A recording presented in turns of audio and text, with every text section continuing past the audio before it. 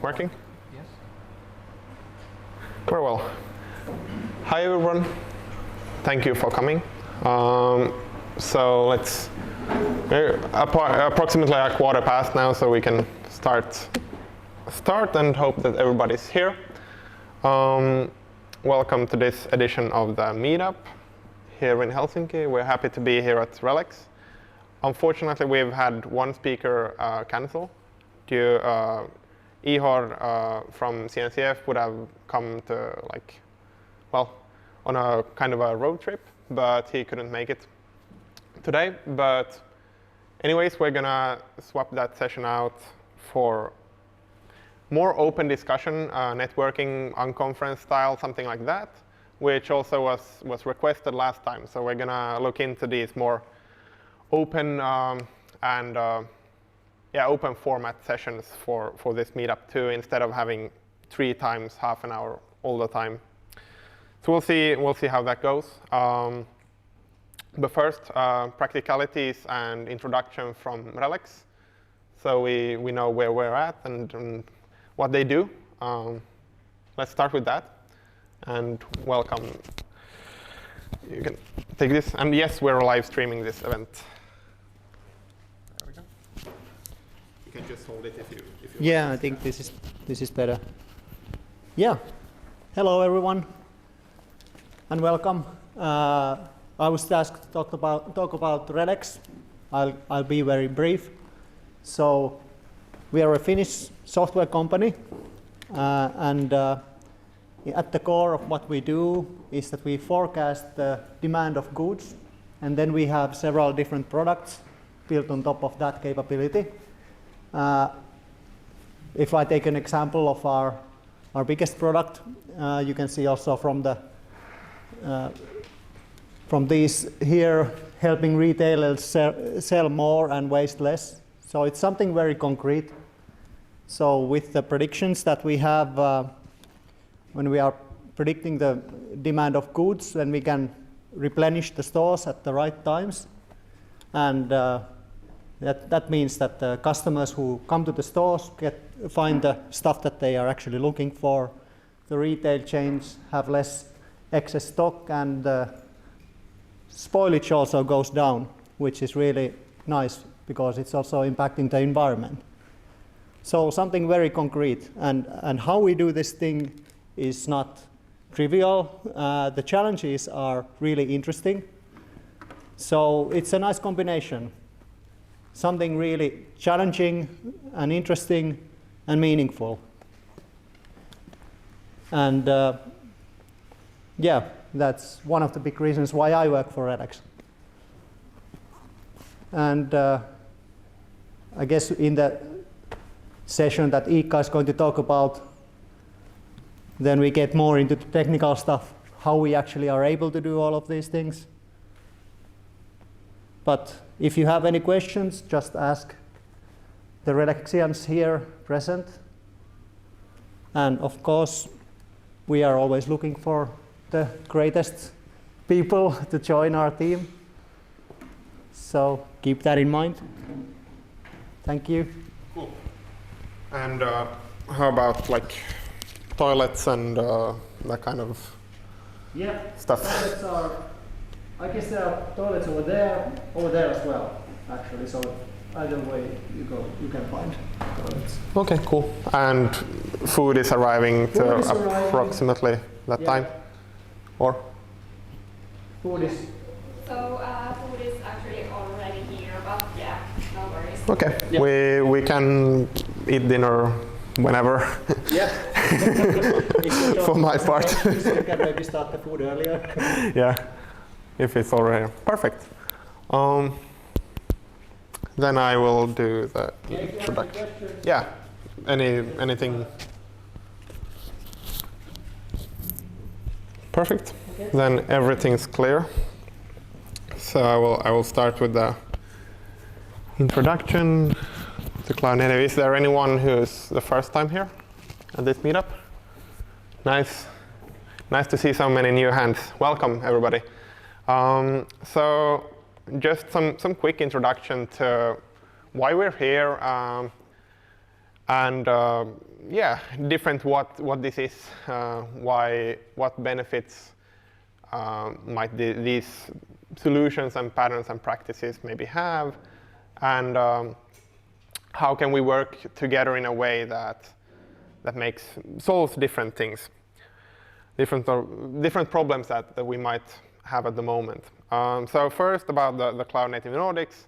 So we belong to this kind of Meetup alliance, you could call it, or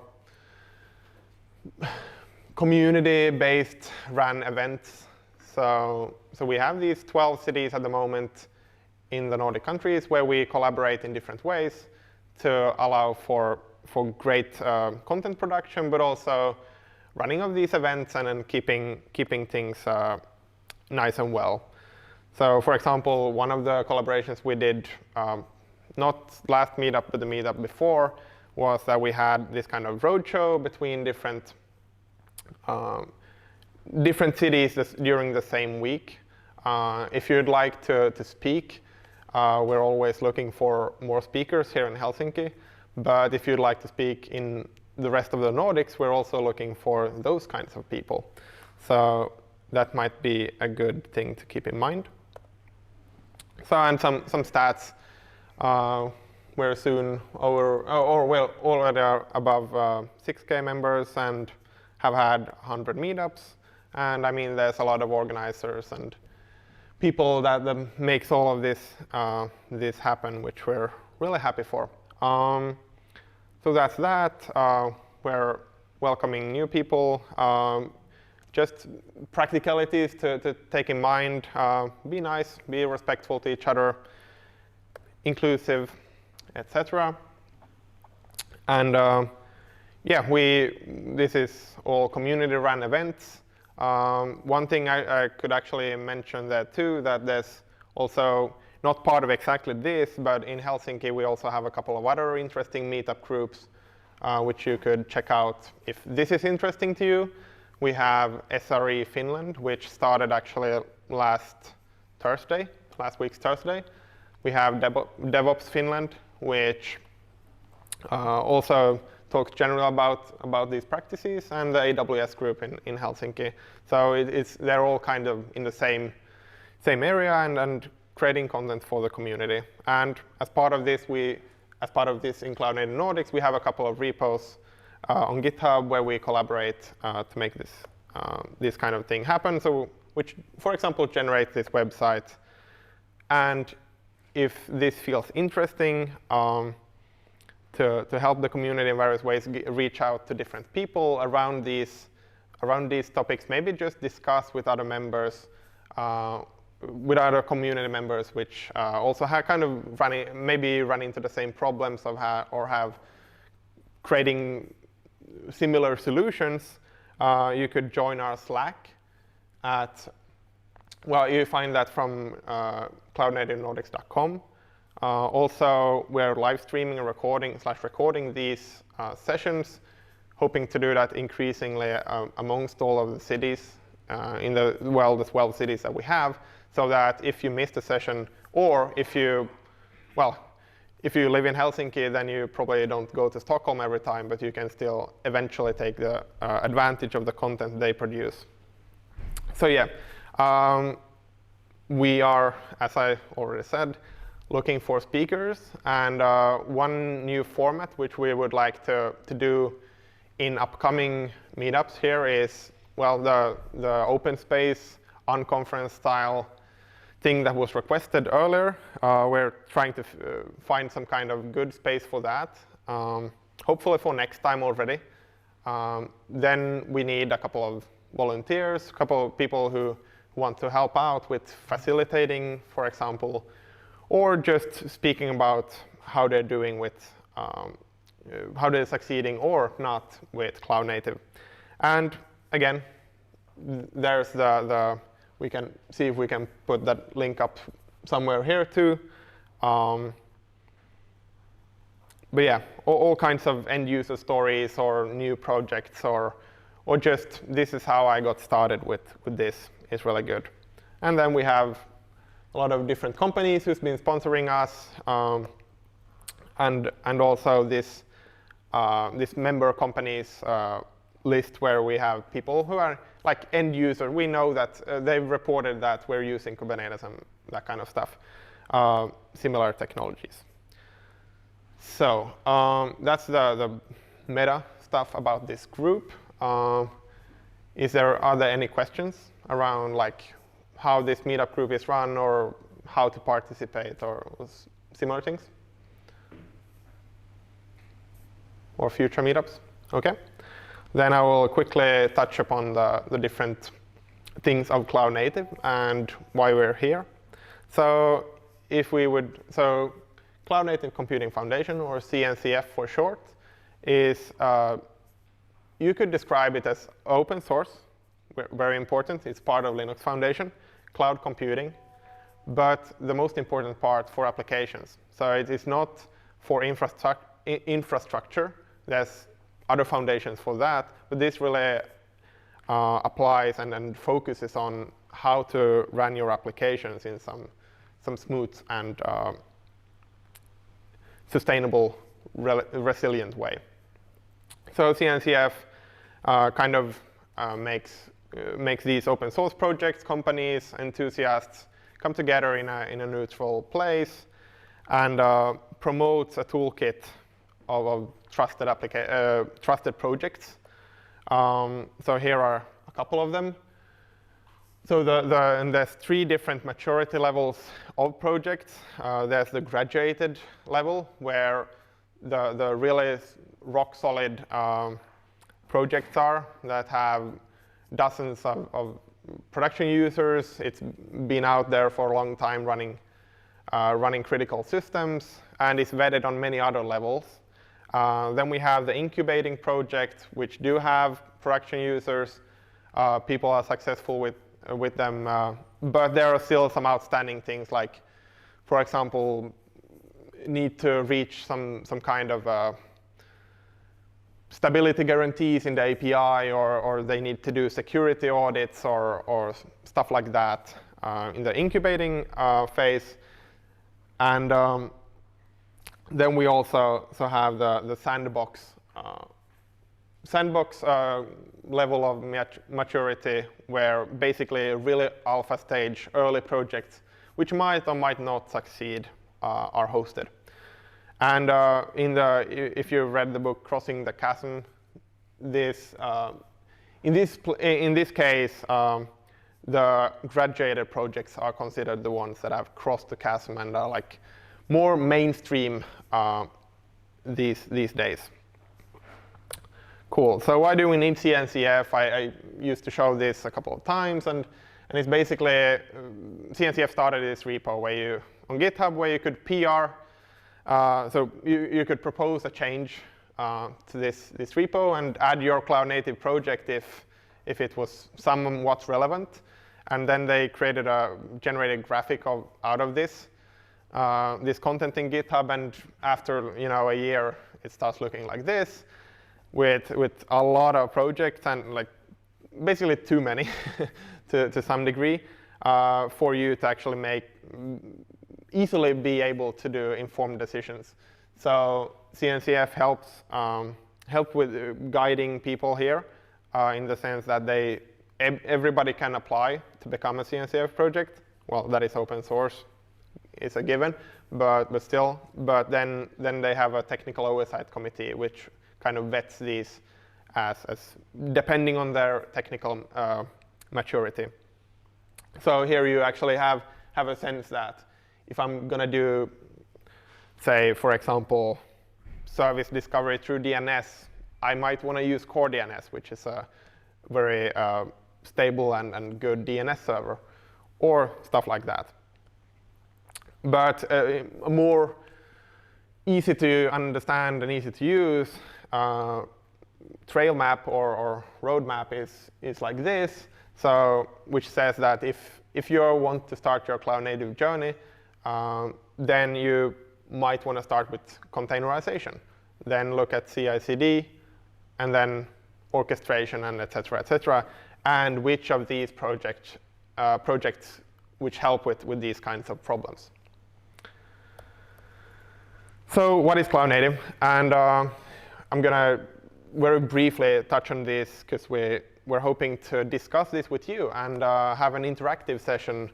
We'll see how that goes and discuss these things. So like what does it mean to you? And this is just from the official definition, highlighting some words to make it easier to see. The relevant parts can be done like that, but we can discuss back and forth, like what are the pros, what are the cons also of doing these things in this way, because obviously there's alternatives all the time. So really briefly, cloud native is all around containerization, but also exposing declarative APIs is a really key part of it.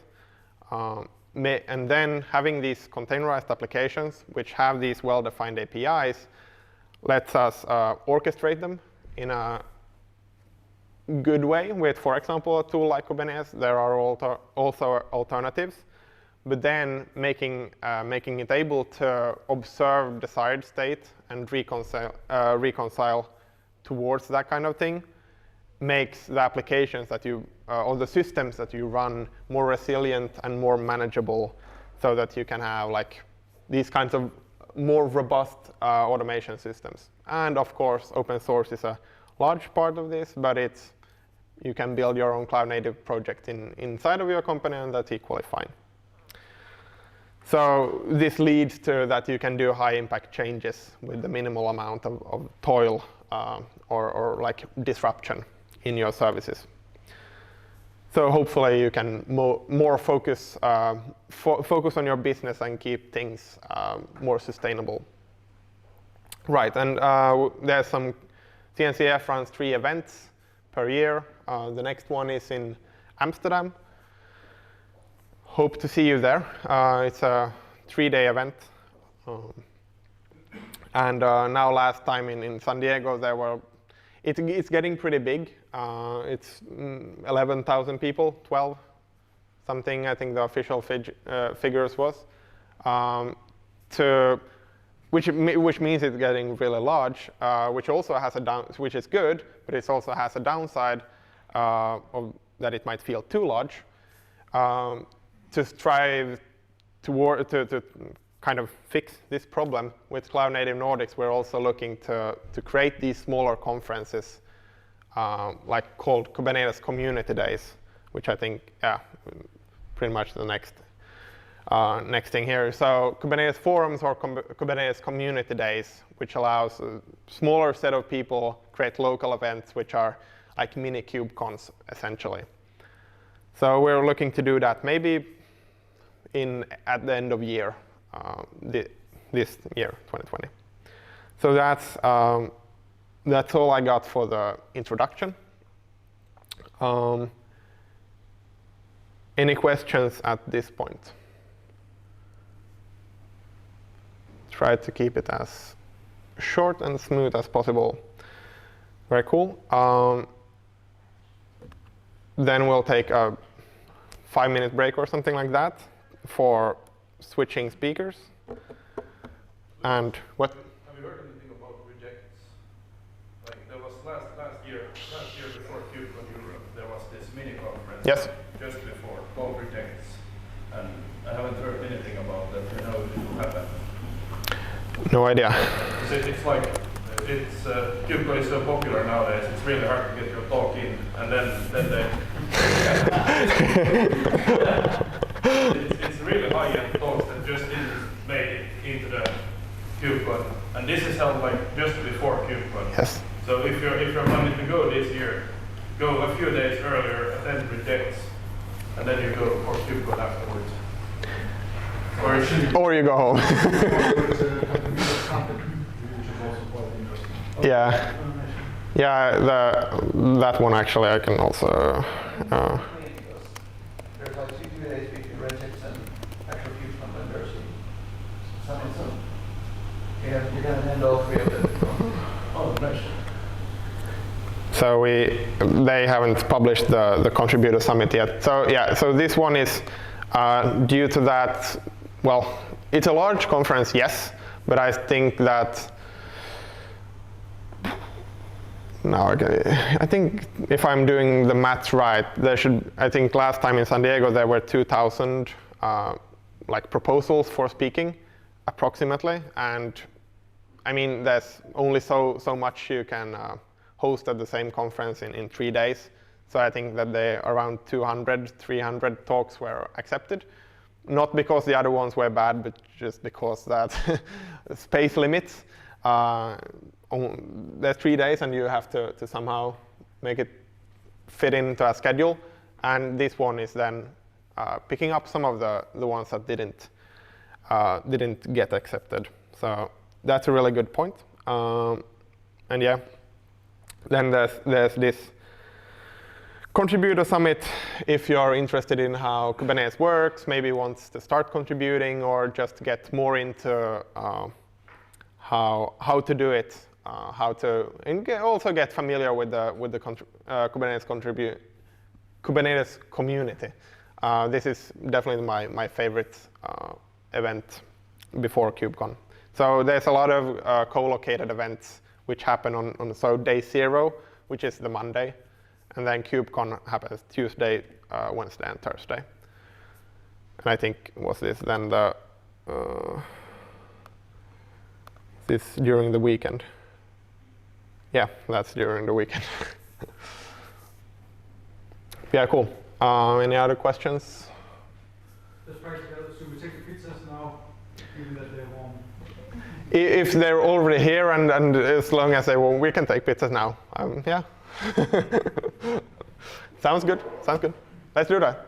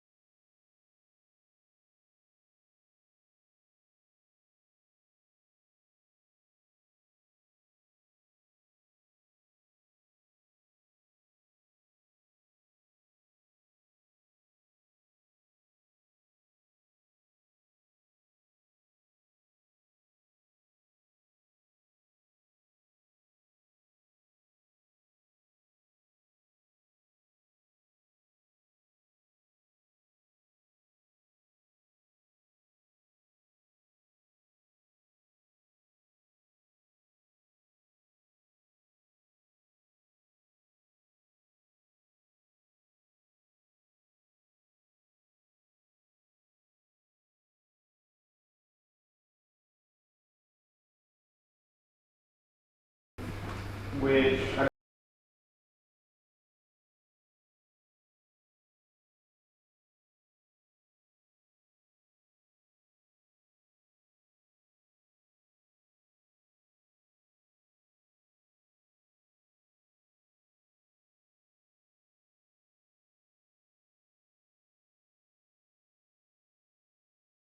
when only thinking about the cloud. And yeah, I forgot earlier to call out my fellow co-organizers. So Annie's there, helping out with all kinds of things. Oliver, you see, intensely working. And Oliver is in Tampere too, and Anton in Turku. So we have all of our Finnish network here, with a couple of more organizers in the other places. So, we're ready to go with it? Yes. Yes. Yeah, okay, Perfect. great. Take it away. Thank you. Okay, yeah, so we'll be talking about Metalcube this evening. So just first couple of practicalities. Don't hesitate to interrupt me, like if you have a question or if I made an assumption that something is well known, like just like let me know that you have a question. So a bit of context maybe to start with. We are working with Kubernetes. It's very wonderful tool. Like when you want to run it on the cloud, like there's so many ways to do it. But then comes the challenge that if you don't want to rely on this kind of like third party, like if you don't want to use Google Cloud or AWS or Azure, and then you want to run it on your own machines, it gets a bit, let's say, challenging. There's multiple ways to deploy it, like using things like Ansible or whatever, but all of those are like not very, like, do not integrate that well with the whole cloud native spirit, let's say. So there was this project that was started by a company called Heptio, like I would say like maybe a year and a half, 2 years ago. That is called Cluster API.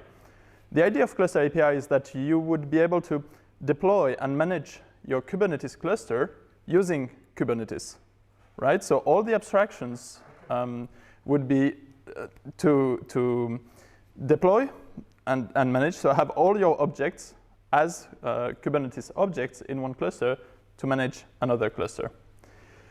So we were very interested in that project, and so that it would be actually very nice to have that also to manage bare metal clusters, right? Like not only the ones running on AWS or Google, but the ones that are running in our own labs.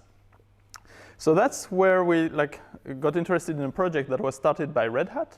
So this Metalcube, that is basically exactly doing that, the management of your Kubernetes cluster integrated with Cluster API. So, looks frozen. Great start, good. Okay, so a couple of words then to go a bit deeper in this Cluster API. What is this project? It's something that is gaining really a lot of tractions recently. So the idea is that you would have this first cluster that is called a management cluster or a bootstrap cluster here on this picture, where you have the components of Cluster API that are installed. And then by interacting with that cluster, just using for example, kubectl, as you would do with anything else in a Kubernetes cluster, the Cluster API components would then interact with the cloud provider API to spin off new virtual machines and get your cluster up and running. And then you would be able to manage multiple workload cluster, let's say, where you can run your production development or whatever of your actual workload. So you have target clusters that are managed by one bootstrap or ephemeral or management cluster. And the idea is that you can then later take this concept even further by moving the Cluster API pieces from your ephemeral cluster, in that case, to your target cluster. And then your target cluster becomes self-managed, right? So you are able to interact with the API of your cluster to be able to modify that cluster that is running.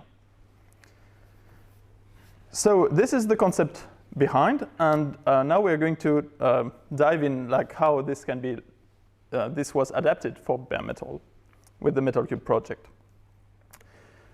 First, let me talk a bit about custom resource definitions and controllers.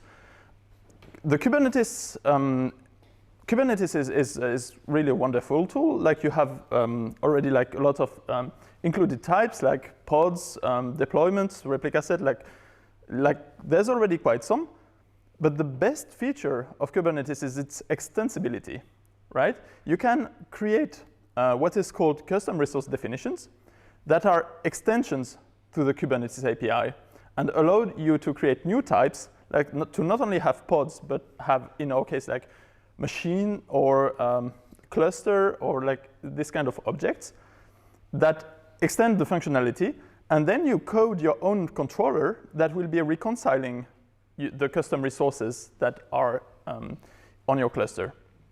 So your controller is basically a simple pod, right, running in your cluster that queries the list of CRs that you have and acts on any change on those.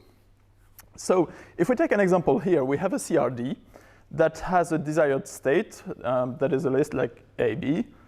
Then there's the actual resource that this CRD represents that is in a state C, let's say. So what the controller will do is it will modify the actual resource so that it's actually fitting with the state, the desired state, like AB. And then it will update the status on this custom resource, saying that now it would be AB instead of C, right?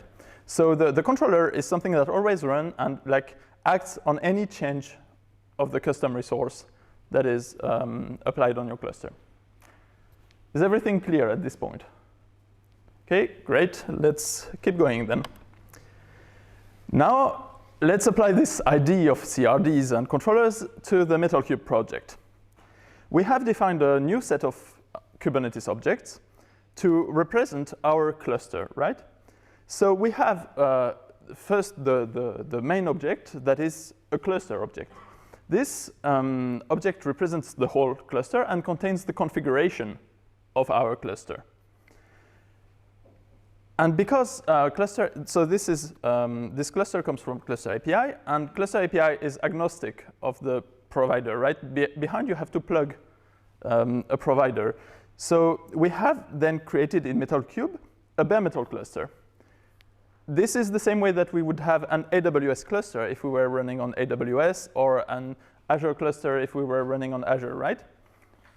So we have created this bare metal cluster that is a representation of the cluster specifically for the bare metal side, for the bare metal component. So this is the logic representation of our cluster. Then a cluster is composed of different machines, right? Like that would be VMs in a cloud, and that for us are physical hardware.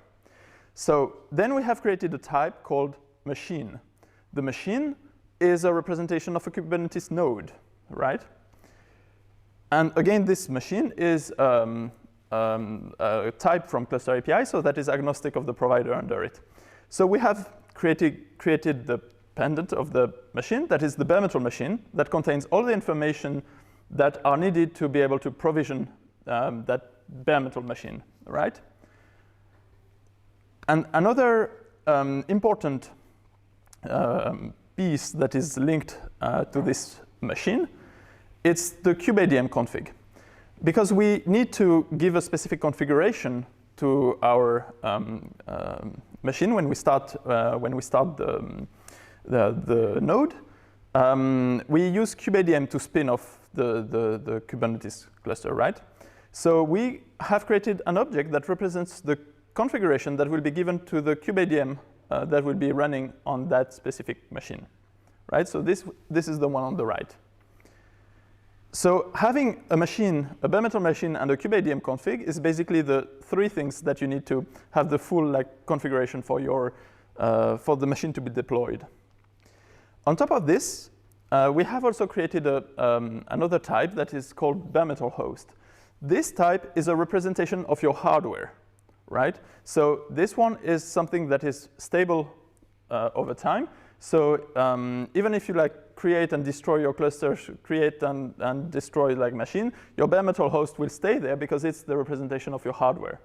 It has all informations needed to be able to manage that hardware. For example, how to access the management interface of your hardware, the IP address, the credentials, everything is stored in there.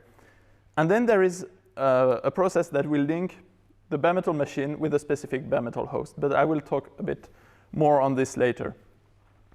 So those are the different types that we had to define to represent a Kubernetes cluster in Kubernetes. Then we had, of course, to reconcile those ones, right? Because if you just define the types, then nothing is going to happen. So we have now a bunch of controllers. The first, the main one is the cluster API controller. This is coming from the cluster API project from upstream. And it is composed of two parts. There is a machine controller that reconciles the machine, and a cluster controller that reconciles the cluster. And when I'm saying reconciling, it means that acts on changes, right? Then there is another thing that comes from cluster API, but is separated. It's the provider kubeadm. So the bootstrap provider kubeadm, sorry. So this one is going to be generating the content of the file that will be passed to your node when booting. For example, if you use cloud init, this is going to generate your cloud config, right? What will be given to the node so that when you boot it, it's going to apply a set of commands, including like the kubeadm command that will start the Kubernetes on that node, right? The next one that we have is the cluster API provider bare metal. This one is the one that is in charge of everything that is specific to the cluster API for the bare metal part. So again, it's in two parts. There is the machine, bare metal machine controller, and there's the cluster, the bare metal cluster controller. Those are going to act on the bare metal machine on the bare metal cluster. And of course, there's the last one that is missing. It's the bare metal operator, the one that actually manages the hardware. Okay? So now you're probably going to think like, how do you actually manage this hardware? Like, how do you boot it, right?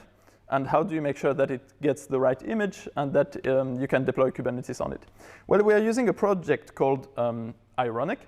The Ironic project is actually coming from OpenStack, not from Kubernetes. But anyway, it's still great stuff. So we are using it to do the deployment.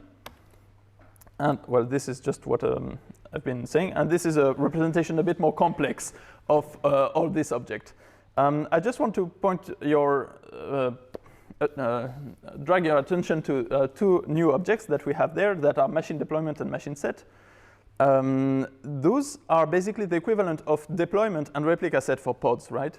You can have the same thing for machines. So you can have a machine deployment and a machine set so that in your machine deployment you say, I want 5 workers, right? And it's going to take care that you will have at the end 5 workers. If one of them gets deleted for any reason, then it's going to create a new one. If like there's one too many, or if you scale down, then it's going to take care of deleting the ones that are not needed. And to do that, you have a bare metal machine template and a kubeadm config template that are used to generate the actual bare metal machine and kubeadm config objects. So I will demo all this a bit later. One question, if you go back one. Yeah. So what is the special machine which is connected to cluster? Is that the control plane?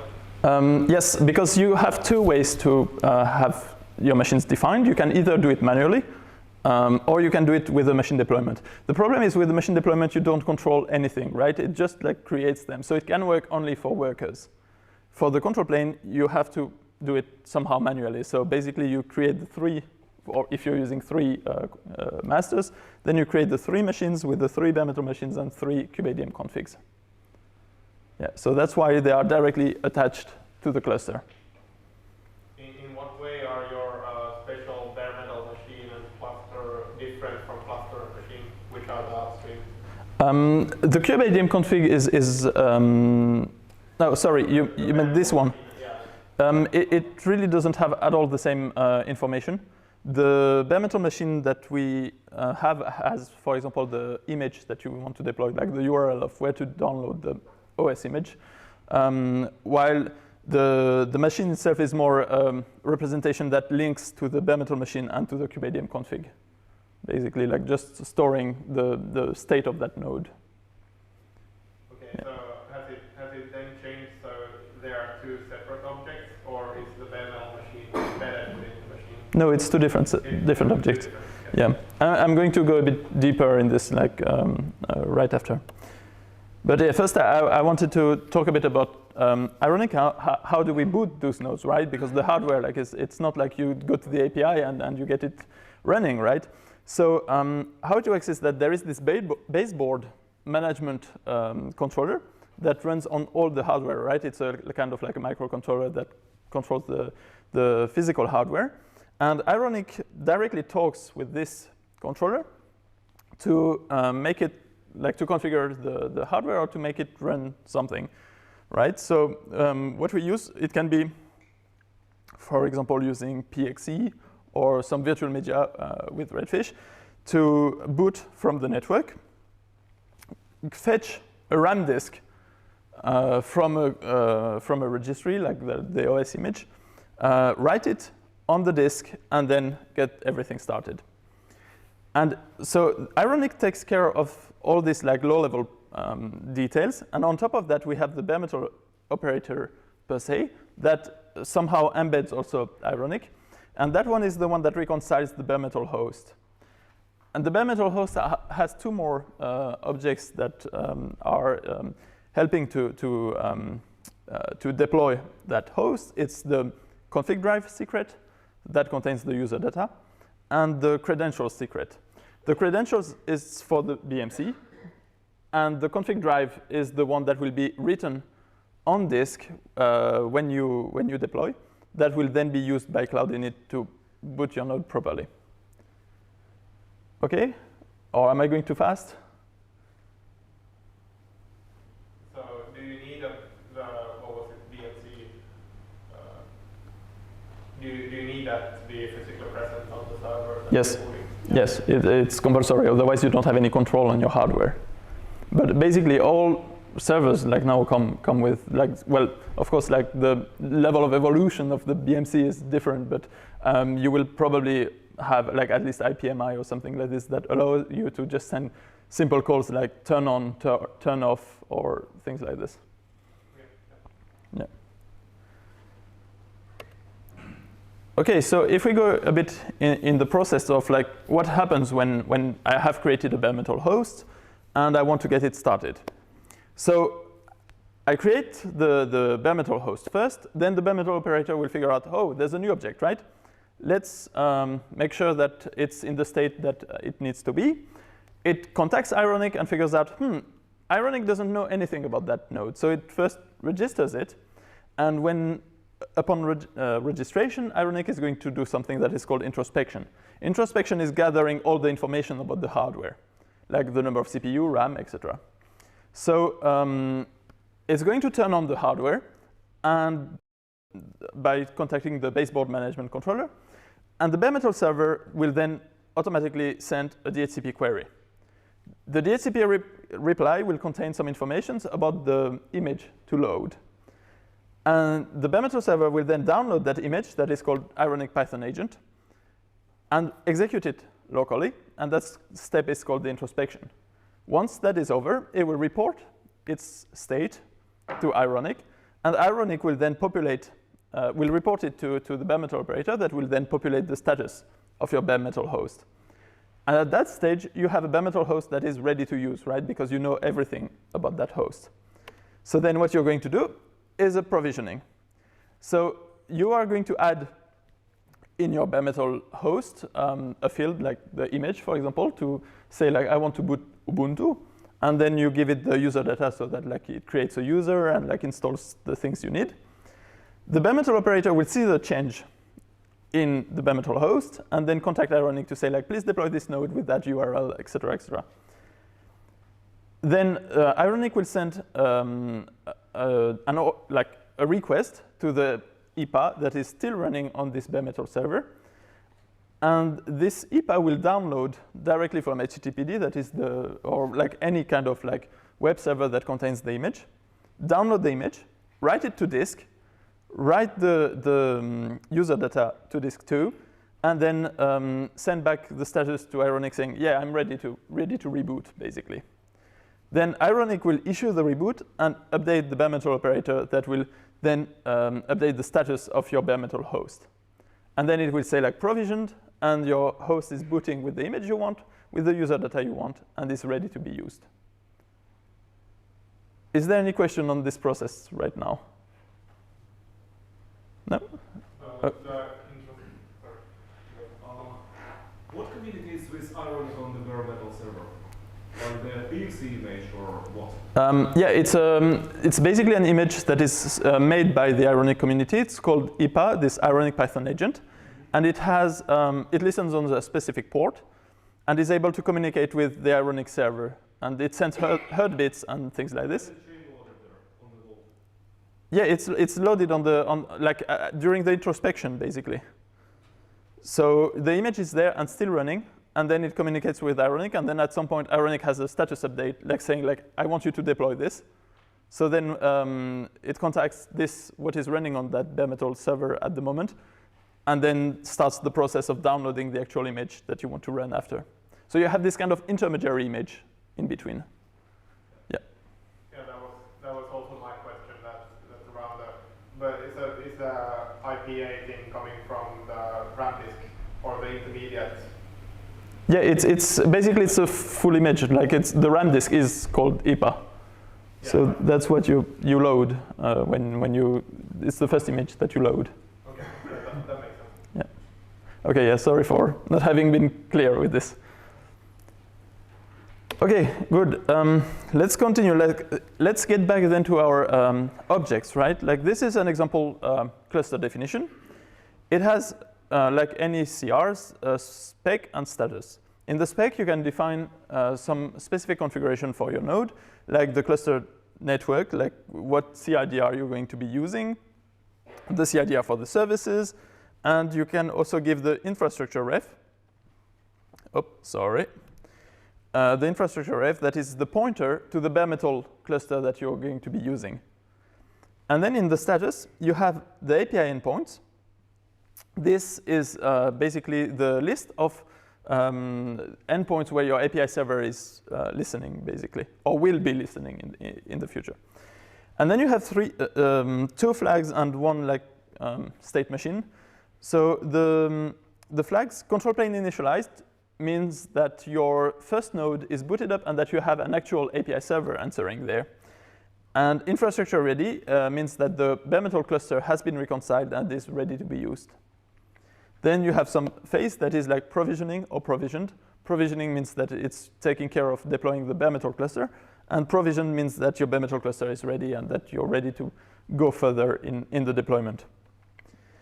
I have added after some slides explaining the logic of what happens, but I'm going to skip them. If you are interested, then we can of course discuss it afterwards. So then we're talking about bare metal cluster. The bare metal cluster has things that are specific for bare metal, right? In this case, it will first have an owner reference that points to the cluster. That is its owner. And then it will have a definition of the API endpoint. Where will my API server be listening? And then something that we call no cloud provider is to be able to react on clouds that are not deployed with a cloud provider. Because when we're on bare metal, it's not like when you're on Google Cloud or whatever, where you have this Google Cloud provider that can take care for you of the storage and all this. No, on bare metal, you don't have anything. So you might not have a cloud provider. So you need to be able to react on this because there are some steps that normally are done by the cloud provider that then needs to be done in another way. And then the status, the API endpoint when it's ready, and that's all that is there. So basically, the bare metal cluster reconciler is basically a no operation for bare metal, right? Because we don't set up a load balancer because we don't have it on the hardware, right? And we don't have to take care of any networking because we assume that the physical networking is there and that the servers are plugged in. So it's more or less an operation. Then we go to the machine. For the machine, same thing. We have an owner reference that points to the either the cluster or the machine set if you're using a machine deployment. And then you have two links. The link to the bootstrap, that is the kubeadm config in our case, that you can see here, the kind and the name. And then the link to the bare metal machine, that is also here, like given with the kind and the name. Then it has the provider ID. This is something that is used to recognize the node in the target cluster, so that when you do like kubectl get nodes, then you can get the provider ID of the node on the target cluster and match it with the machine so that you know like, okay, this node is that machine. So that like it's one-to-one mapping. And then in the status you have the address that is the IP addresses of the node that you're deploying. Bootstrap ready and infrastructure ready means that your kubeadm config is ready and your bare metal machine is ready. And then the phase, like either provisioning or running, provisioned or running. So provisioning means that it's deploying. Provisioned means that it has been deployed, but it didn't yet appear as a Kubernetes node. And running means that you have your Kubernetes node in the target cluster. OK? And for the kubeadm config, that is basically what we are deploying on that node. You see, like you can give it some files, like for example, the network configuration, and then you give some kubeadm specific items, like for example, here the join configuration. What are the parameters to join that existing cluster? So the token for kubeadm. If you want to skip the CA verification, the node name, and some commands that you might want to run before running kubeadm or after running kubeadm. And then the flags, like if it's ready, and the bootstrap data is basically copied from, it's basically the output, the cloud init in base 64. Okay, then we have the bare metal machine. The bare metal machine doesn't contain much. It has the owner reference to the machine, and then just the image of what we want to be deploying, the provider ID of that machine, and then the user data is a pointer to a secret that was created out of the kubeadm cloud init output, right? So it just copies it, puts it in a secret, and just keeps it there. Okay, and then finally, the most important in that case, the bare metal host. The bare metal host has in the spec the BMC, like the address, how to reach your baseboard management controller. It has like the MAC address of the interface that will be used for PXE, and consumer ref that points to the bare metal machine that is now using the bare metal host. The image is copied directly from the bare metal machine. Online true means that it's turned on, and then the user data is the reference to the secret we just previously talked about, right? And in the status, you will have the output of the introspection. So, like for example, like what kind of CPU do you have? How many? What amount of RAM? Like the vendor, like lots of information about storage and stuff. Like everything you can gather on your physical node will be in that status. Okay. So now let's go to the demo. Like let's put all this in practice. Obviously, because provisioning on hardware is really, really slow, we have made just a demo, a recording from something that was not even running on real hardware, but on emulated hardware. So this is the setup. We have a management cluster that is running with Minikube, and that has all the cluster API components. And it is connected with two networks, provisioning and bare metal network. And then there's two machines, the one that will be our master node and the one that will be our worker node. They are both have interfaces on both of the network. And we are going to basically provision the target cluster from the cluster API ephemeral cluster. Okay? Let's move on. Okay, so here comes the recording. So the first thing we are going to do is just kubectl get pods. Maybe I should increase the font. Like, is it readable from the back? Yeah? Okay, good, thanks.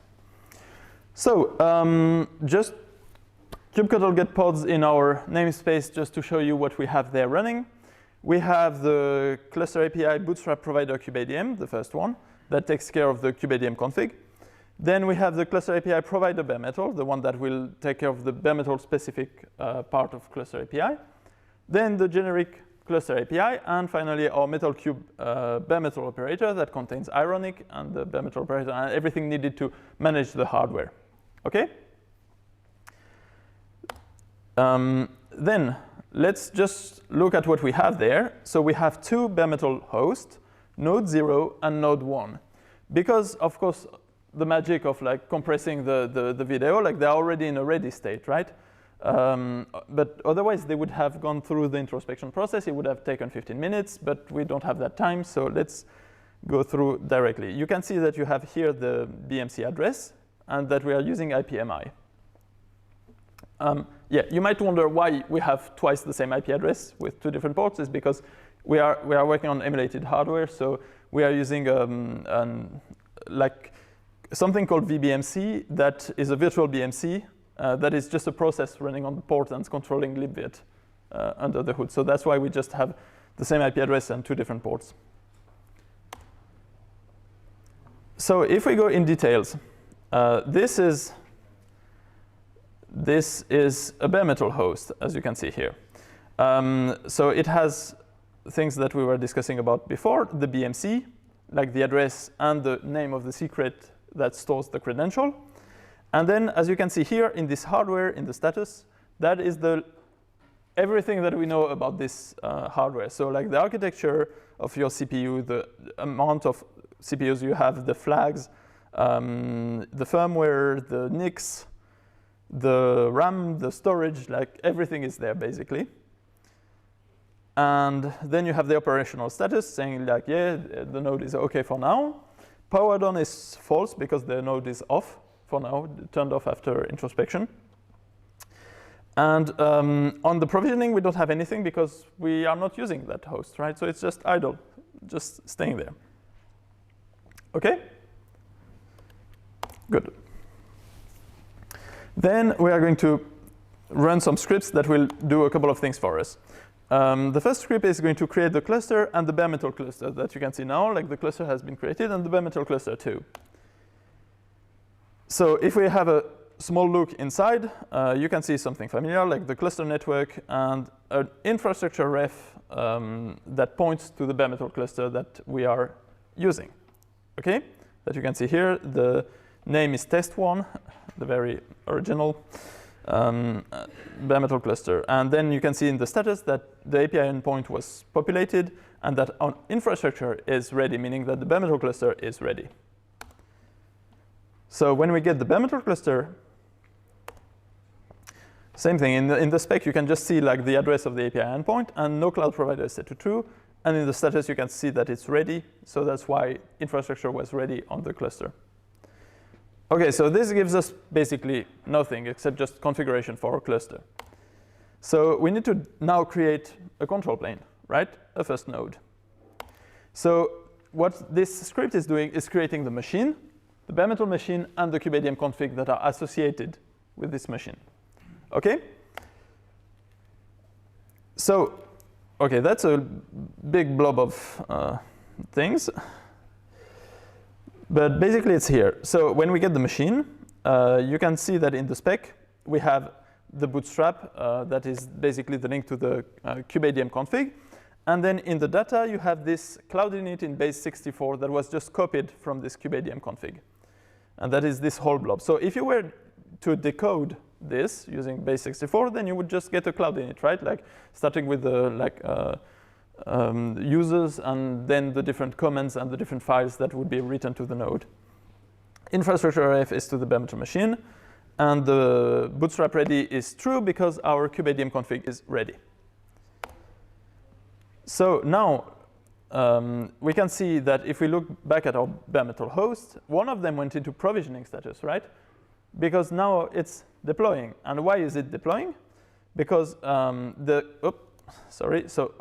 this was the kubeadm config, sorry. So you can see that that our kubeadm config is quite complex. So in the spec, like we have some cluster configuration, and then some files that we are writing, like a keep alive D configuration, for example, some networking stuff, SSH key also somewhere, yeah, here, and the init configuration for the cluster, and then some more commands that we are running on top of that. And the output is this bootstrap data that is the base64 version of the cloud init. Okay, but then what is interesting is now the bare metal machine. So the bare metal machine, as you can see it here, so the owner is set to the machine, and in the spec you have the image of what we are deploying. So now it's Ubuntu, we're deploying on Bionic, with the URL here and this checksum, the MD5 sum for verifying the download at the deployment time. And then this points to a secret that was created out of the bootstrap data. If we look now at the annotations of this bare metal machine, we have something very interesting here. That is metalcube.io/bare metal host, and this basically refers to the bare metal host that we're using, the node 0, and that's why node 0 started to provision, as we could see just before. So let's go dive in a bit with Ironic, like to see what's happening actually under the hood. So now we are using OpenStack because OpenStack CLI because Ironic is OpenStack, and we are querying like the status of the nodes that we have. You can see that we have two, node 0 and node 1, and node 0 is powered on, and it's in state deploying, right? Node 1 is powered off, and it's manageable because we're not doing anything with it right now. Okay, cool. So it's deploying. Nice. So now, like magic of time compression again, like everything happened, and we are ready to. We have the machine has been deployed, right? So nothing changed on the spec of the machine, but if we go now on the status, you can see that our machine now has multiple IP addresses that you can use to reach it, some DNS also if needed, and you can see that infrastructure ready is now set to true because our bare metal machine was successfully deployed. Then our machine is also ready from the point of view of the infrastructure. Then, of course, because we have compressed everything, it would have taken a bit of time where then it would have been in the phase provisioned. But because like basically now like the cloud init has successfully run, now it's in phase running. So on the bare metal machine, same kind of things. You can see that it's ready true, and now you can see that you have a provider ID that was set there. And this is the way that you can identify your node in the target cluster. So if we look at the cluster, now the cluster is in phase provisioned because the control plane initialized is now set to true because we have our first node deployed. So we can now SSH on that node and see what's going on with the cluster, basically. So you could also just get the kubeconfig and directly go there, but we wanted to like make it a bit more visual. So now we are on that target node, and you can see that when you do like kubectl get nodes, you have this node 0. The thing is, it's not ready because we don't have a CNI. Like we have deployed Kubernetes, sure, but it's the bare minimum, right? It's just to say like, yeah, we have Kubernetes. So what we can do to make sure that we go in ready state, then we are going to deploy the actual CNI. So we are going to deploy Calico there. So those commands are to deploy it. And once we have done it, we have the Calico pods that are now running. And our node is also in ready state, though I forgot to show it in the demo. So now we have a one node Kubernetes cluster that is just with the master, right? So what we're going to do is create workers. Well, one worker in that state. We are quite constrained in terms of resources, but still. So we are going to use this script, and this script is going to create a machine deployment, so that like to show you like the two different ways to deploy things. So the machine deployment was created, and we have alongside created a bare metal machine template and a kubeadm config template, right? So if we look at the machine deployment, it's quite similar to what you could expect from a deployment for a pod. So you have the number of replicas that you want. You have also some selector so that it can select the machine that it's like checking and managing. You have a strategy for the update. So we are doing a rolling update where we are going to just add one node at a time before like taking any down. And then you can see the template. In the template, you have the link to the bootstrap. So your kubeadm config that is generated from the kubeadm config template, and the link to the infrastructure. And I think I'm running really out of time right now, but like, okay. So the infrastructure points to the bare metal machine that is the bare metal machine template, sorry, that will be used to generate the bare metal machine. The same way this is a kubeadm config template that will be used to generate the kubeadm config. And then you have the status. It says that there is one replica and everything is not going great because your unavailable replica is 1. That's because your machine is not yet ready. So let's have a look quickly at those templates. You can see that the most important part is just there. That is a template of a bare metal machine that has just the image that we're going to deploy. Okay, then kubeadm config template, same way. It's a template where you're going to find the same kind of things. Like in the spec, you will have like the network configuration file, the SSH keys, and then a join configuration that is for kubeadm to know how to join the target cluster. But this is the bare minimum because basically the kubeadm controller will fill up the rest with defaults or with the token, like basically with what is needed.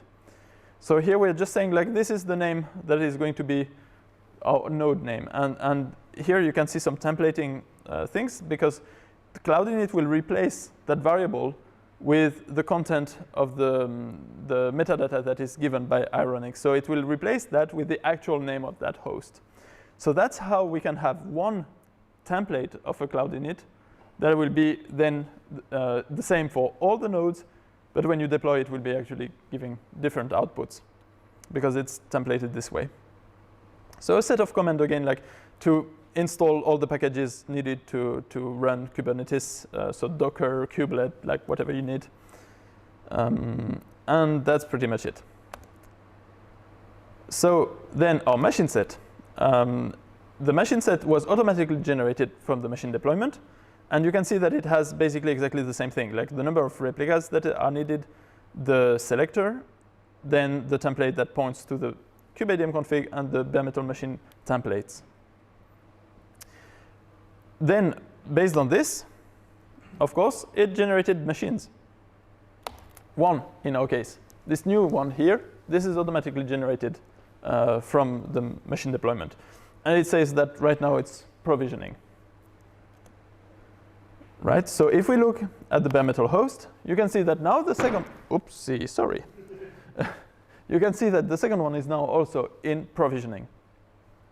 So we have still the first one that is the control plane, and the second one that will be our worker. So magic of time lapse. There, we are provisioned. So we now have our worker that has has successfully booted up and installed everything needed and joined our Kubernetes cluster. So you can see that now, if we check the machines, both of them are running, and both of them have a provider ID to identify them in the target cluster. So again, we SSH to the target cluster, and we get the nodes. And you can see that now, ta-da, we have node 1 that popped up there and is ready and is a worker. And that's pretty much it. So now we have a target cluster that is like fully functioning, deployed with a CNI, and you can start like using it the way you want, right? You have your Kubernetes cluster on bare metal. That's it. So if you have any questions, please shoot, or then you can also talk with me or one of my colleagues at the table later if you want to have more information or know something more about the project. How long does it take to provision new workloads? Is auto-scaling feasible? So it depends on your hardware, how fast it is to boot first. But then once the boot process is done and you are actually starting to do things that are related to what we want to do, it's usually around 5 minutes per node, depending on the speed of the download of the executables and all this. And so it happens so that the first master has to be provisioned first. So you will have, this is incompressible, you need to have your first master ready. But then all the rest can be done in parallel. So all the other nodes will be provisioned parallelly. So that speeds up things quite a bit. But yeah, to have a fully functional cluster, maybe I would say half hour, 45 minutes is normal time. Can your workers in hot standby if you're expecting peaks? We don't have this kind of feature yet that you would have the worker deployed but just turned off. But it's something that is being worked on. Now, the idea is to have an annotation so that you could just annotate it, and so that it would just turn off or reboot that node, basically. Sure. The ironic templating for cloud init, or is it part of cloud init feature? It's cloud init feature. So the metadata is passed by Ironic. So you need to configure Ironic to pass specific elements. But the templating itself is done by Cloud Init. This is a Cloud Init feature. So let's contact the metadata service to do that, or how does it get those? So basically, Ironic, when it deploys, it will write in the config drive all the information, so the Cloud Init template, but also the metadata. It will be written on the config drive. So Cloud Init just starts on the node and fetches all information from the hard disk. Yeah. What happens if node rejoins? For example, the machine set. For example, we have a machine set of 3 machines, then one machine falls down physically, and then we have new machine provision, and then that gets up. Then what happens? So in the machine set, there's a bit of logic that is interacting with the target cluster. So if that node is not available, then it will be removed from the cluster first, not drained, because obviously that node is gone, right? But it will be removed from the cluster. Then the whole machine deployment will be creating a new node, basically. And then if that one comes back up, then it's going to be deleted. Yeah. But it could be provision. Yeah, then it has to go through the whole cycle again. Yes. Yeah. And to clarify, with the machine deployment, you can just set replicas 5, and then if you have, given you have enough physical nodes. Yes, of course. If you don't have enough, it's just going to wait. Yes. So it's going to create as many as it can, and that's it. So this machine deployment gives you the ability to scale in and scale out and scale in very easily. You just have to modify the number that you want there, and it's going to take care of all the rest. Any more questions? Okay, great. Then. That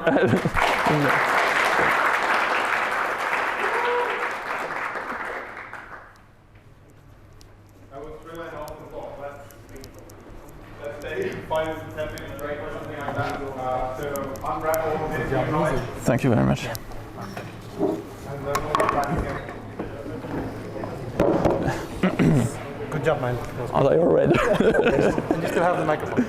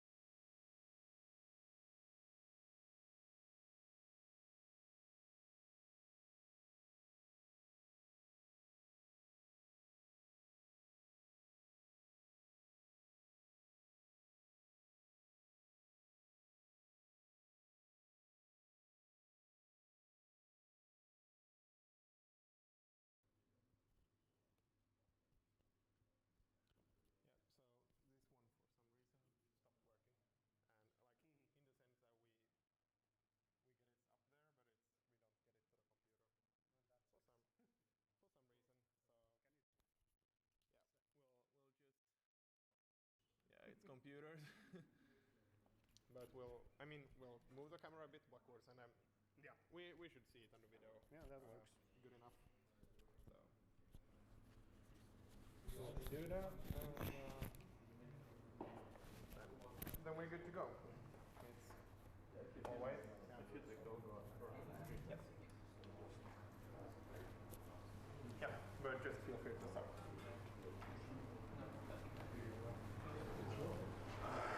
Hello, hello. My name is Iikka.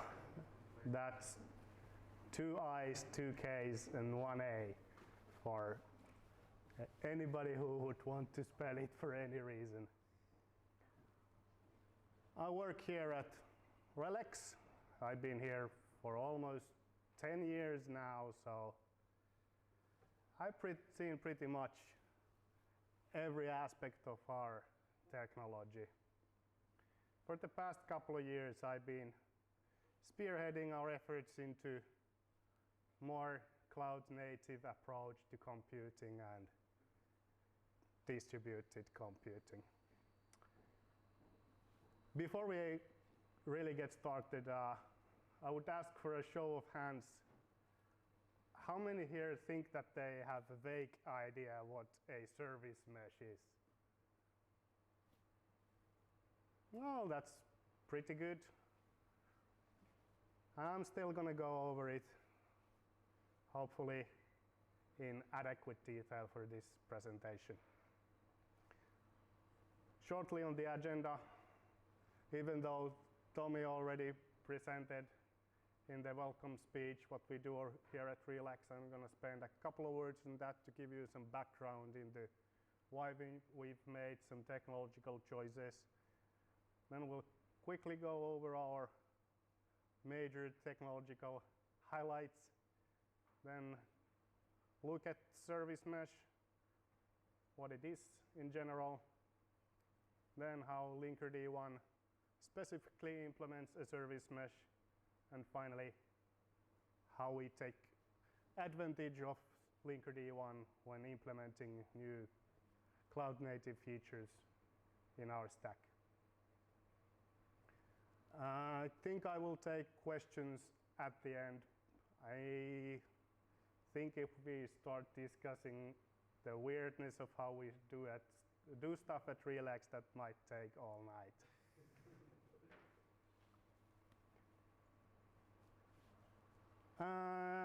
In a nutshell, we do something we branded as unified retail planning at Relax. Basically, it means that we use a lot of data and hardcore number crunching to achieve these very impressive sounding numbers our marketing team likes to throw around. Basically, how we achieve that is every night after a customer's stores and warehouses close, we receive all of their sales, balance, transaction data from their ERP system. From this data, we calculate sales forecasts. So basically, we try to guess how much stuff will be sold in the next day, next week, next month, even next year. So the first question for the end is coming up now. Do you use weather forecast as well? Yes, we use also weather forecast.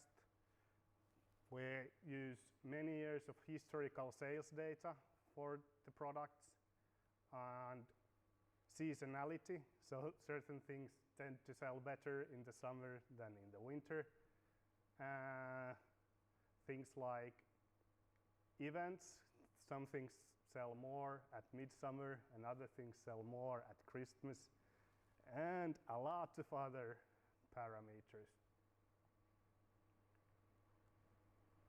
Once we have calculated the forecasts, then we proceed to use that forecasted demand, any existing stock data, and a chosen ordering strategy to calculate order proposals for the customer. An order proposal is basically we tell them how much they should tell their supplier to deliver them, be the next delivery cycle, next day, next week, next month, whatever. We send these order proposals back to the customer's ERP system, and then they distribute them from the ERP to their suppliers. Typically, we have some hours during the night to do all of this stuff. We might receive the balance data, transaction data at say 1 in the morning, and by 5 in the morning we need to return the calculated forecasts and order proposals to the customer's ERP system. We also use the same forecast data to optimize other things such as store layouts, assortments, workforce, and a lot of other stuff too.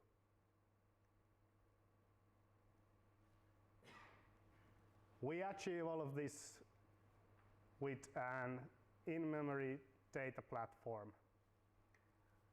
This thing is implemented as a single Java virtual machine that runs all of the algorithms, all of the rules used in the business logic, even the API layer. But most crucially, we've implemented our own in-memory database that is also embedded in the same process. The reason for this is that our calculations, our computations are very data intensive. The data access time is what dominates the computational performance. The algorithms themselves are fairly straightforward and fast to execute. So this kind of approach, where everything is on a single server, running all in memory in the same process, maximizes the throughput of the computational system. Any database access in the system is exactly as fast as local memory access. This also allows us to encode all the data in memory in the most optimal order, in the most optimal manner, which gives us very good compression, minimizing the amount of data to read from memory. To give you some idea about the numbers involved, this picture won't make any sense to you, but a while back we ran a performance demo where we, for 60 weeks into the future, forecasted 100 million SKUs, which means combinations of products and locations. So each product in each location, 100 million combinations of those. This created a total of 42 billion new forecast rows, and it took 2 hours to finish. We passed the prospects' requirements with flying colors. But obviously, this kind of approach is not limitless. We are tied with our in-memory approach to the capacity of a single server. So even though we currently use servers with 6 terabytes of memory and 300 cores, there's still a limit what you can do with such a machine. So maybe we should look into some kind of scale-out architecture. Deployment-wise, like I mentioned, we do installations on dedicated servers, bare metal. We are not using Kubernetes at the moment, so if you're interested in that this might be the wrong presentation for you. These servers are typically deployed in rented colo spaces around the world. Each customer is installed as a separate single tenant installation on an assigned server. The amount of customers per server varies by size. Largest get dedicated servers. which means, of course, that each server is an isolated island. That makes capacity management hard. No Kubernetes orchestrator to decide where to run stuff. Makes failures hard to deal with. Same problem, somebody needs to find extra capacity somewhere and redeploy. And I'm sure you can see some other problems with this kind of approach. To sum it up, I think there are three main problems with this current architecture. It limits the maximum installation size to that of a single server, potentially limiting the maximum client size. It limits the reliability of each installation, the server's reliability it's bound on. And it makes operations much harder for the DevOps guys. Luckily, the solution is self-evident. Let's just spend a lot of money and distribute the megalith on even more 3 or 6 terabyte servers. So that's what we've been doing for a couple of years now. Also, I noticed that this would be a good point to inject some more cloud-native approaches into our solution, hopefully in the future going as far as maybe running on Kubernetes. Quick detour into what the service mesh is before we look into how it helps us at Relax. Let's imagine an environment where you have 3 services that use the network to communicate with each other. Typically, you would just connect them directly to each other. Nothing special there. Bringing in the service mesh, now instead of connecting the services directly, you use a sidecar service proxy to manage all the traffic between the services. And this externalizes the complexities of the network communication away from your services into the service mesh proxy, which means, again, that it's not your responsibility to always re-implement all the network stuff in each of your services. Typically, then you have an external control plane that is used to manage the service proxies. So that's where you would administer them, configure them, define your service discovery stuff, and so on. Okay, but why would you do this? That sounds like a lot of additional complexity. Well, I think the benefits are pretty compelling. Especially in an environment like Kubernetes, where you have dynamic deployments and services going up and down, you need to do service discovery. And it's easier if somebody else takes care of it for you. It even applies to us at Relax, where we are doing not so dynamic deployments, but we're handling a lot of these single tenant installations on a lot of servers. So anything we can automate is always a plus. Likewise with load balancing, better that somebody else has implemented a working load balancer for you. You probably want to, in your microservice architecture, have multiple copies of each of your services and then load balance the calls to them. Retries, circuit breakers, yes, things fail. And observability is important regardless of your architecture.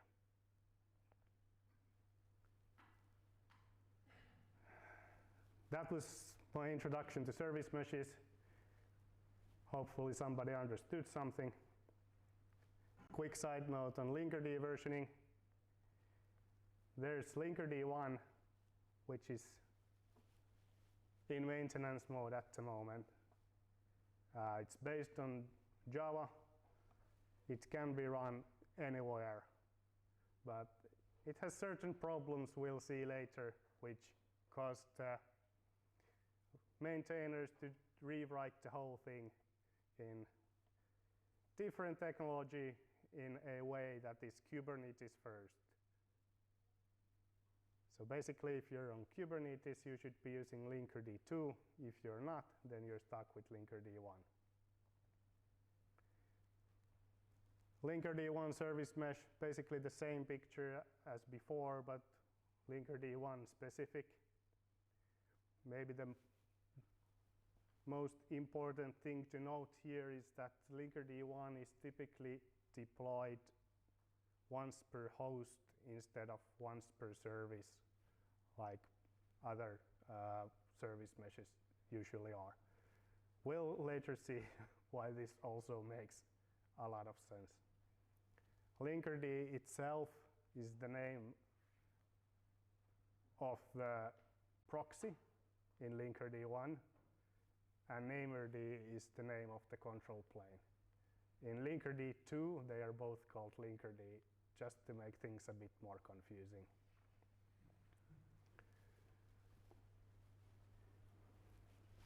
Linkerd 1 does some things really well, I think. It's basically implemented as a thin layer on top of Twitter's Finagle library, which I think makes sense for two reasons. First of all, the implementers used to work for Twitter, so that's what they knew. They had been using Finagle for years. But then again, Finagle has been in development at Twitter for over 10 years, ever since they transitioned from Ruby to Scala. So I would argue that it's one of the most proven and battle-tested solutions in this space. You don't see the fail whale quite as often these days as you used to. Finagle is absolutely still actively maintained and updated and used for all Twitter's internal services. Linkerd 1 is also extremely flexible. You can configure almost any aspect of it, and you can even write your own plugins for any of these features of service meshes. If you need your own special service discovery in Linkerd 1, you can write a plugin for it. If you need some kind of special circuit breaking or retry policy, write a plugin for it.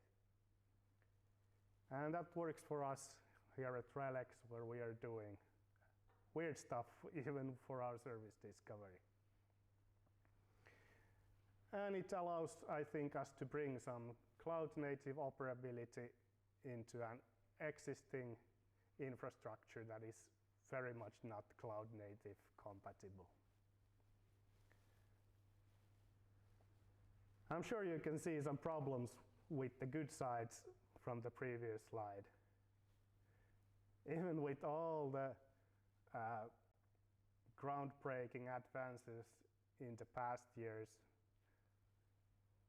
I think Java is still, in many cases, not a light solution. Especially in the case of Linkerd 1, where the recommended heap size for your Linkerd proxy ranges between like 500 megabytes and 2 gigabytes. So imagine running a 2 gigabyte sidecar for all of your microservices. That's not really sustainable. The other problem is that with the flexibility and configurability comes a lot of cost. Since you can basically do anything with Linkerd 1, you need to know what you're doing. It cannot take advantage of any kind of configuration automation or anything like that. You need to know what you write in the config file and make sure that it works correctly.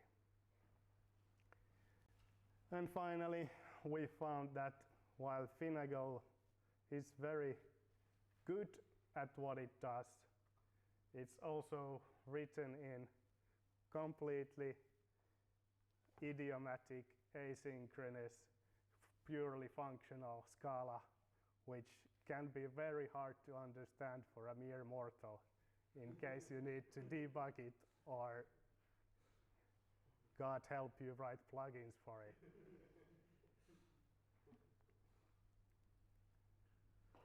But still, I think that Linkerd 1 is a good fit for what we do at HereRelax. We don't have Kubernetes or any of its now extinct competitors in use. Our service discovery stuff is fairly complicated and non-standard, so being able to plug those parts has been crucial for us. And when we run on 6 terabyte servers, running 1-2 gigabyte Java process there doesn't really hurt us. But still, we've had a lot of problems with Scala code. Mysterious cases where the Linkerd process just stops doing anything, and in the end, we haven't understood the asynchronous futures in how they're supposed to use in Twitter's code. Finally, a very high-level overview how we are actually deploying the Linkerd instances. As you can see at the top, we're also using Linkerd as part of our Ingress stack, completely custom thing, just to get the incoming user requests plug into the service discovery mechanism as well. But that and all the other communication between the replicated copies of the megalith, as well as access to our on-prem object storage, go through Linkerd. For this kind of, in some sense, old school bare metal approach where you deploy Java processes directly on huge hardware, it's still very useful to get all the benefits of Linkerd 1's service proxy and control plane. As the main takeaway from this presentation, if you're using Kubernetes, use Linkerd 2. If you're not using Kubernetes, start using Kubernetes and then use Linkerd 2. But if you can't, then you're stuck with Linkerd 1. Thank you. Any questions? Yes? So on slide 19 you had 19. so you have this Scadi. The Scadi is used for what? For just simple web server, this custom group, so you have some specific models. Which one? Caddy. Caddy is just used for terminating the external TLS, basically. So it's there because their marketing says it's secure.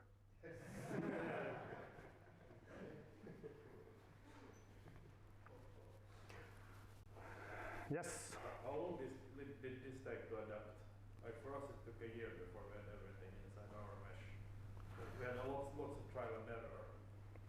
Yes.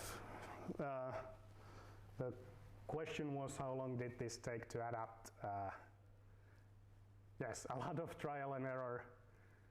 It's taken us over a year, and it almost works now. In most cases, it works now. We have some plans to rewrite most of the plugins to work better, so a lot of trial and error. Yep? What's the object storage? We use a solution called OpenIO as our object storage. It provides S3 compatible APIs. It's open core, so you can go check out their source, but if you actually want to use it, then I think you have to pay for it. It's so complicated.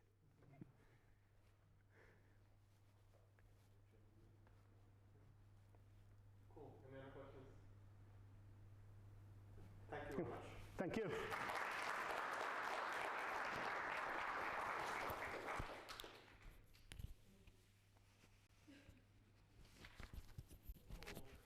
So we have 20 minutes left, technically. I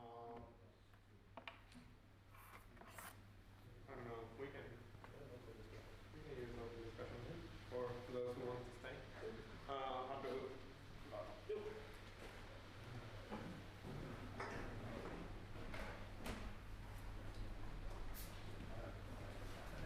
So we'll just have a couple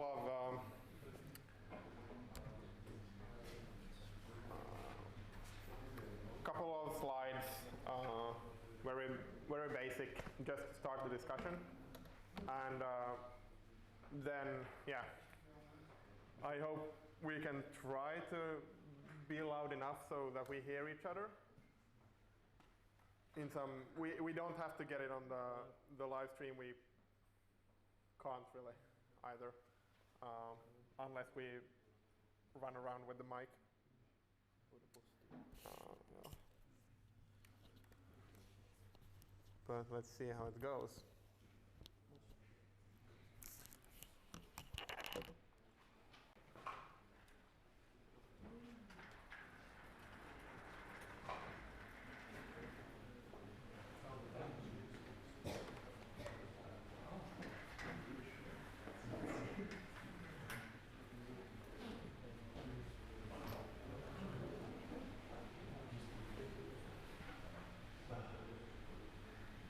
Did we have any Relax guys left here? Was there a second one? Anyways, I'll take the liberty to use this, I guess. Which slides do you want? So what is the system? So basically some kind of I don't know, unconference style. So discussion about cloud native in general. We have a set of just a few slides in the beginning. The other one, yeah. A few slides about what cloud native is, and then start the discussion from there. We only now have a quarter an hour, but we'll see if we can get something going. And at the same time, if there's something that, and yes, we are borrowing this from Thunder from last time, if there's something that you would like to learn for future meetups, just raise your hand and I'll write them down. Then we'll try to accommodate that kind of knowledge sharing for the next time, as we're planning to do like a full-blown, like 3 hours of one conference, hopefully next time, we'll see. So that kind of, does that make sense? We only have 15 minutes, but still, maybe we'll get something out of it. So, let's start. So yeah, again.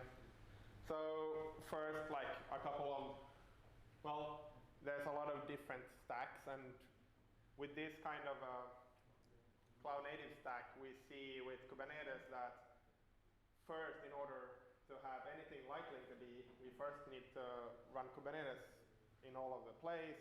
Then we probably want some kind of service mesh in many of the cases, so that's one more layer of complexity. Then we have all kinds of, I don't know, canary deployments and ingress controllers and monitoring, logging, etc., etc. Before we get to the application layer. So I mean, and this is both a good and a bad thing, because I mean, it's a lot of stuff that can break. It's a lot of stuff that consumes resources before we get to the point. But it also has some really great, I mean, the reason why they are there is because they provide some benefit, like in the service mesh case. But there's a lot of other stacks too, not entire, like not the same, but similar. And to go back to this, what I showed in the beginning, basically we have the scalable applications, dynamic environment. Reason why cloud native kind of also was born was that the high frequency of changes in the environment. Also, as we saw in the first presentation, where hardware comes up and goes down just like that, and we can't predict that. So we need to have a dynamic environment to actually respond to these things and reconcile. Then the declarative APIs is really important part of that, and it's kind of, again, with the first presentation, we saw that, okay, we wanted to extend Kubernetes with some kind of OpenStack stuff. That's really great. We can do that by just writing some extra, using Kubernetes as a database, essentially. And then the resilient, manageable, and observable patterns and then practices. So, and again, this, which lets us move fast and then do these kinds of very frequent deployments, for example, of a CI/CD system. So, yes, and yeah, it is. There is no, at the same time, there is no really right way of doing stuff. There's just I mean, cloud native is not cloud only. It's another important thing, that cloud native doesn't mean that we only have to be in the cloud. That's not the point. It's just that some of the cloud techniques used by some of the hyperscalers, Google, Microsoft, Amazon, etc., are like implemented in this cloud native way of doing things. So, yeah. Does anyone have any definition or some kind of what it feels to them or their company and would like to start?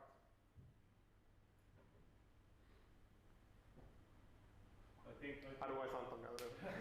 I think one cool thing with all these cloud native technologies that you can use nowadays are the community. It's like there are so many Slack channels you can join, and like the GitHub interactions.